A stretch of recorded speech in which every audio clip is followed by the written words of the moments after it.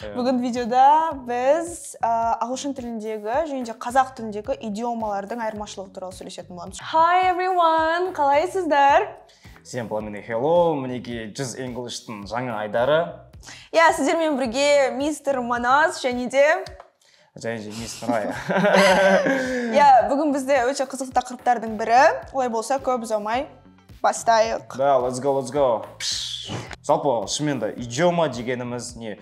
Сол сұрақтың жауабын тауып көруге тырысақ, Жалпы, сен өзің қалай ойлайсың? Не? Идиомалар ағылшын тілінде, олар жалпы тура мағынада емес, ауыспалы мағынада қолданылатын қазақ тіліндегі фразеологизмдер сияқты. Жалпы, олар не деген сұрақ қой бұл? Не үшін керек?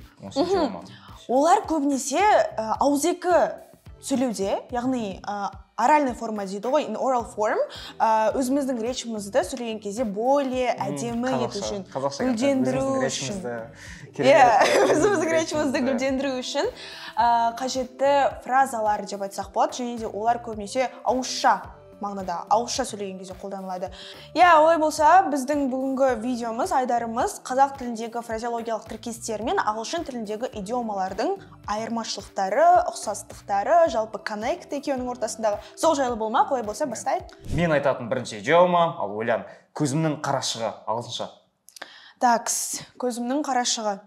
Жалпы идиомаларды ағылшын тілінде тауып көру үшін оны мағынасын бірінші очередь, және де бірінші очередь буквально аударып көру керек. Мысалы, көзімнің қарашығы деген ол орысша алғанда глазное яблоко дегенді білдіреді, яғни көздің қарашығы ағылшын тілінде емес, бірінші орыс тілінде глазное яблоко дегенді білдірсе, примерно осы вариант арқылы бізде an apple of an eye деген вариант шығады. Значит, бұл бізде ағылшын тілінде көздің қарашығы, менің бір қатты құрметтейтін, қатты бағалайтын, жақсы көретін затым туралы айтқан кезде мен an apple of an eye, my apple of an eye, for example, my brother, менің көзімнің қарашығы, ол менің інім деген сияқты мағынада қолдансақ болады. Ағылшынша аудармасы осында и осыны қолданады, күнделікті өмірде ауызша қолдануға болады. An apple of an eye, короче.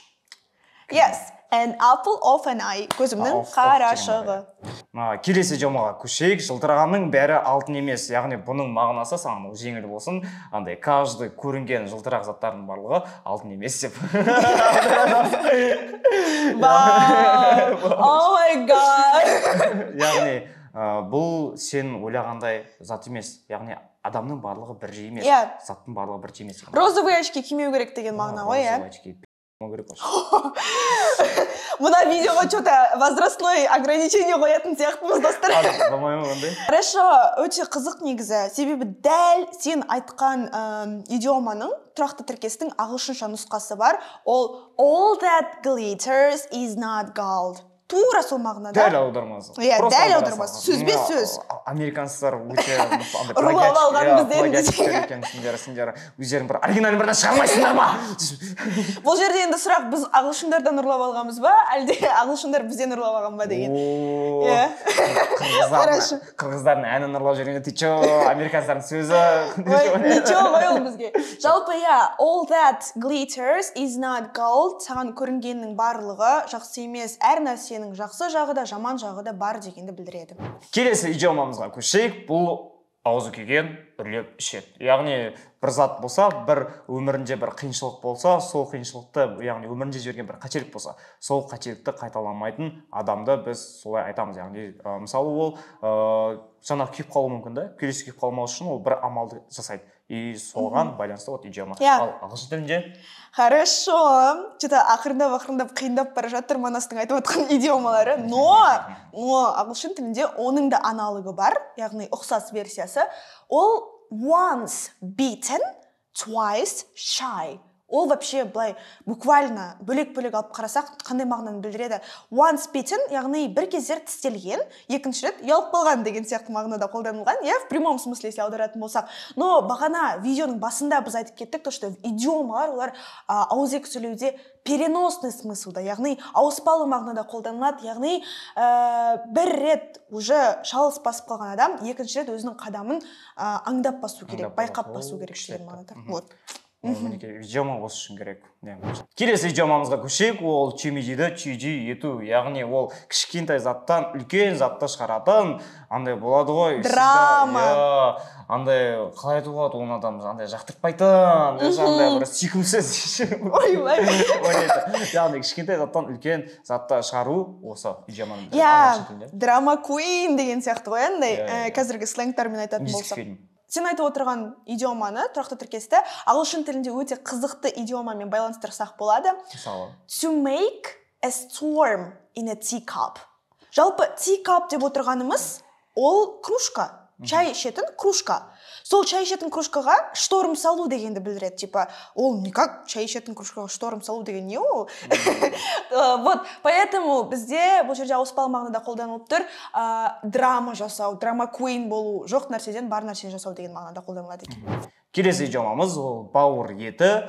Бұл идиоманың негізінде кезінде осы медицина дамымай тұрып, адамның бауыры мүлде ауыспайтын екен да. Ол мүмкін емес болған сол кезеңде. Ал қазір операциямен ауыстыруға болады әрине. Сол кезеңде ауыстыру мүмкін болмағандықтан қазақтар бір-біріне бауыр деп атап кеткен. Сен менің бауырымсың, сені ешкім ауыстыра алмайды деген мақсат айтқан екен да. Ал қазір сол бауыр сөзін жүрек деп ауыстыруға болады. Жүрек алмаспайды, сен менің жүрегімсің. Яғни сондай мақсатта қолданған.